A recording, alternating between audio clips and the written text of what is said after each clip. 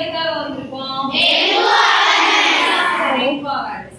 சரி, இப்ப இந்த டெங்கு அவேர்னஸ் எந்த அளவுக்கு உங்களுக்குலாம் போய் சேர்ந்துருக்கு அப்படின்னு தெரிஞ்சதானே அந்த டெங்குல இருந்து உங்களை பாதுகாத்துக்க முடியுமா முடியாதான்னு எனக்கு தெரியும். அதுக்காக தான் இப்ப இந்த செஷன். ஓகேவா? இன்ட்ராக்ஷன் செஷன் எதுக்காகனா, இது வரைக்கும் நம்ம டெங்குக்காக நிறைய ட்ரை டே ஆக்டிவிட்டிஸ்லாம் பண்ணியிருக்கோம். ஃப்ரைடே பண்ணிட்டே இருக்கோம். அதாவது நீங்க என்ன கத்துக்கிட்டீங்க, ஏன் நம்ம அதெல்லாம் செய்யறோம் அப்படின்றது எனக்கு தெரியும் இல்லையா?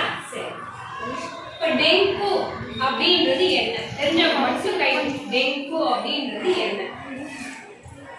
பூஜா சொல்லுங்க. டெங்குனா என்னது? டெங்குனா ஒரு வைரஸ். டெங்குன்றது வைரஸ். டெங்குன்றது என்னப்பா? வைரஸ். சரி, இந்த டெங்கு வைரஸ் எதால பரவுது? எதால பரவுது? கொசு எப்படி உற்பத்தி ஆகுது? தேன் இருக்கிற தண்ணியில உற்பத்தி ஆகுது. இப்ப எனக்கு யாராவது ஒருத்தர் தான் பதில் சொல்லுங்க. எந்த கொசு டெங்குவை பரவுது? ஹசீனா? ஏடிஸ் பெண் கொசுவா ஆண் கொசுவா? ஏடிஸ் பெண் கொசு டெங்குவை பரவுது. இப்ப இந்த டெங்குல இருந்து நம்ம தப்பிக்கணும் அப்படின்னா நம்ம என்ன பண்ணணும்?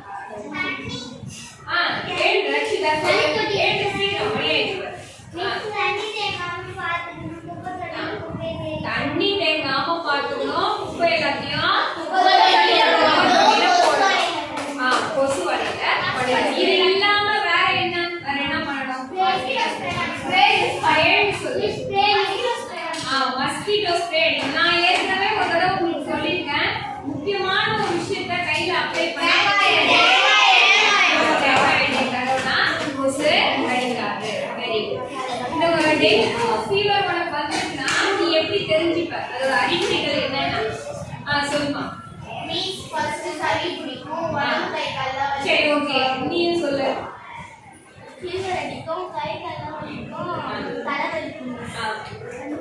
கண்ணு பின்னாடிலாம் வலி. சத்தமா சொல்லு. கண்ணு பின்னாடிலாம் வலி. சோ இந்த அறிகுறிகள் இருந்ததுன்னா நமக்கு டெங்கு வந்திருக்குன்னு தெரியும். டெங்கு வந்தோடனே நம்ம எங்க போகணும்? ஹாஸ்பிட்டலுக்கு போகணும். செல்ஃப் மெடிகேஷன் நம்ம பண்ணக்கூடாது. ரைட்டா?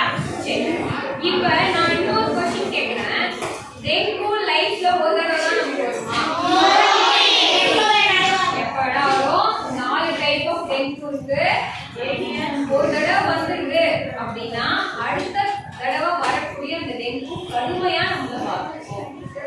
அறிகுறியே இல்லாம திடீர்னு நமக்கு ஃபீவர் இல்லாட்டா கூட ஒரு 10 நாள் சென்று பல்லுல ரத்தம் கசியறது, மூக்குல இருந்து ரத்தம் கசியறது, அப்புறம் உடல் உறுப்புகள்ல ரத்தம் கசியறது அப்படின்ட்டு ரொம்ப மோசமான ஒரு பாதிப்பை ஏற்படுத்தக்கூடிய இந்த உயிர்கொல்லி நோயை விரட்டுறதுக்காக தான் நம்ம இந்த ட்ரீம்ஸ் மூலமா ஃப்ரைடே ஆக்டிவிட்டி பண்ணிட்டு இருக்கோம்.